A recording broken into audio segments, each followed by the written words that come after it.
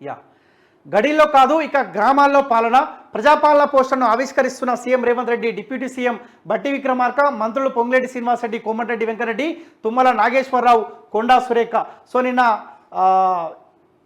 అభయాసం సంబంధించిన అప్లికేషన్ని ఆ పోస్టర్ ఉంటుందో దాన్ని ఆవిష్కరించారు. సో మంత్రులు కావచ్చు, ముఖ్యమంత్రి రేవంత్ రెడ్డి గారు కావచ్చు ఆవిష్కరించారు. మీరు ఎట్టి పరిస్థితుల్లో ఇబ్బంది పడాల్సిన అవసరం లేదు. రేషన్ కార్డు లేకపోయినా కానీ మీ అప్లికేషన్ మేము స్వీకరిస్తాము. ఒకవేళ రేషన్ కార్డులు లేని వాళ్ళు అప్లై చేసుకోండి, గడువు ఉంది, ఇంకా టైం లిమిట్ అనేది లేదని చెప్పి ఒక క్లారిటీ ప్రజలకు ఇచ్చిండు. ఇక ప్రజలు కూడా ఇబ్బంది పడాల్సిన అవసరం లేదు. సోషల్ మీడియాలో విపరీతమైన ప్రచారం జరుగుతూ ఉంది. రేషన్ కార్డు ఉన్నోళ్ళకే ఈ 6 గ్యారెంటీలు వర్తిస్తాయి అని చెప్పి. అలాంటి దానికి సో నిన్న క్లారిటీ ఇచ్చినారు. ఆ తర్వాత కూడా ఎంఆర్ఓ, ఎంపీడీఓ ఆఫీస్లో ఇవ్వచ్చు. రేషన్ కార్డు లేకున్న స్కీమ్లకు అప్లై చేసుకోవచ్చు. రేషన్ కార్డుల కోసం దరఖాస్తులు కూడా తీసుకుంటాం. వచ్చే ఏడాది డిసెంబర్లోగా 2 లక్షల ఉద్యోగాలు ఇస్తాం. మేడిగడ్డపై విచారణ జరుగుతుందని వెల్లడి. 6 గ్యారంటీల లోగో, పోస్టర్, అప్లికేషన్ ఫారం విడుదల అంట. సో ఇంకా ఈ ప్రభుత్వం ఏం చేస్తుందంటే ముందస్తుగానే కాస్త లేట్ అయింది. వాస్తవాలే మాట్లాడుకుంటే కాంగ్రెస్ పార్టీకి 6 గ్యారంటీలు చూసి ప్రజలు ఓటేయలేదు. కేసీఆర్ పోవాలే ఆప్షన్ కాంగ్రెస్ పార్టీ అయింది కాబట్టి కాంగ్రెస్ పార్టీకి ఓటేసారు కాబట్టి మీ 6 గ్యారంటీల విషయంలో కాస్త లేట్ అయినా ఇబ్బంది ఏం లేదు. ప్రతిపక్ష పార్టీలకు మీ 6 గ్యారంటీలు అస్త్రంగా మారొచ్చుగాక, కానీ ప్రజలకు 6 గ్యారంటీలే ఇంపార్టెంట్ కాదు. కానీ వాళ్ళు కోరుకుంటుంది మార్పు. మేము కోరుకున్నాము, మీ పరిపాలనలో మార్పు రావాలని ప్రజలు కోరుకుంటారు. కానీ ఆ దిశగా ఉంటే సరిపోతుంది. ఈ రేషన్ కార్డుల విషయంలో కూడా మీరు గత ప్రభుత్వం మీరు ఉన్నప్పుడు ఆరోపణలు చేసి కదా రేషన్ కార్డు లేకుండా చాలామంది ఇబ్బంది పడతామని చెప్పి కాస్త 1 మంత్ అటు ఇటు లేట్ అవుతుండొచ్చు కాక. ఎవరికైతే పేద ప్రజలకు అర్హులకు రేషన్ కార్డులు లేవో వాళ్ళకు రేషన్ కార్డులు జారీ చేసిన తర్వాత ఈ 6 గ్యారంటీల అప్లికేషన్ స్వీకరిస్తే సరిపోతుండే. ఒకప్పుడు ప్రజలకు సమస్యలు ఉండి ప్రభుత్వం దగ్గరకు వస్తే గడీలు గోడలుగా ఉండేవని, కానీ ఇప్పుడు ప్రభుత్వమే ప్రజల వద్దకు వెళ్తుందని సీఎం రేవంత్ రెడ్డి అన్నారు. గత బీఆర్ఎస్ ప్రభుత్వం ప్రజలకు అందుబాటులో లేదు. అందుకు ప్రజాపాలనలో వచ్చిన 24,000 ఫిర్యాదులే ఉదాహరణ.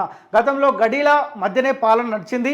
మేమిప్పుడు ఆ గడీల గోడలు దాటి ప్రజల వద్దకు వెళ్తున్నాం. నిస్సాయులకు సహాయం చేయడమే మా ప్రభుత్వ లక్ష్యం. తండాలు, గూడేలలో ఉన్న నిరుపేదలకు పథకాలు అందించేందుకు ప్రజాపాలన గ్రామ సభలు ఏర్పాటు చేస్తున్నామని తెలిపారంట. సో ఇంకొక వార్త చూడాలి. మాజీ సీఎం అనవసరపు ఖర్చులతో ప్రజాధనాన్ని దుర్వినియోగం చేశారని సీఎం రేవంత్ రెడ్డి మండిపడ్డారు.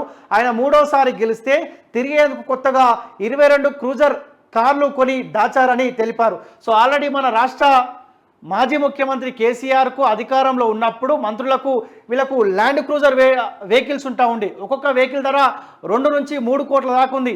అంటే ఎక్స్ట్రా ఫిట్టింగ్ కాకుండానే దాని ధర 2 నుంచి 3 కోట్ల మధ్యలో ఉన్నది. సో అప్పటికి ఒక 50 వెహికల్ దాకా వీళ్ళకు ఉంటా ఉండే.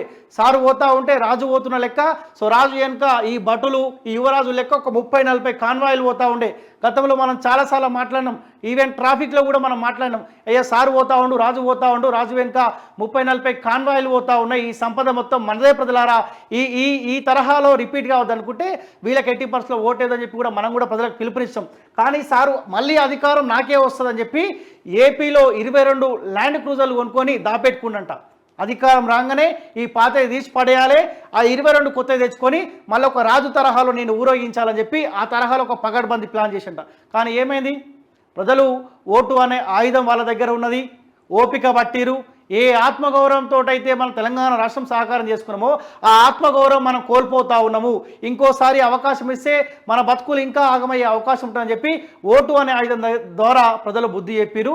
సో ఆ 22 కాన్వాయిలు ఏవైతే ఈయన కోసం తెప్పించుకుంటో ఇప్పుడు వచ్చే గవర్నమెంట్కు, ఇప్పుడు ఉన్న గవర్నమెంట్కు ఈ 22 ల్యాండ్ క్రూజర్లు అవసరమయ్యే అవకాశం ఉంటుంది. ఒకవేళ కనుక ఈ 22 ల్యాండ్ క్రూజర్లు ఏవైతే వెహికల్స్ ఉన్నాయో, కాన్వాయిలు ఉన్నాయో ఇప్పుడున్న గవర్నమెంట్కు అవసరం లేదు అంటా ఉన్నారు కదా, అవి మళ్ళీ రిటర్న్ ఇచ్చేయండి. ఇచ్చేసి ఎంత లేదనుకున్న ఒక 50 నుంచి 60 కోట్ల రూపాయల సంపద, అది మన సంపద. ఆ 60 కోట్ల రూపాయల సంపద తిరిగి ప్రజలకు ఏదో ఒక రకంగా మెయిల్ చేసే ప్రయత్నం చేయండి. మీకు అవసరం లేనప్పుడు, లేదని మీరు చెప్తున్నారు కదా, ఆ ప్రయత్నం చేయండి.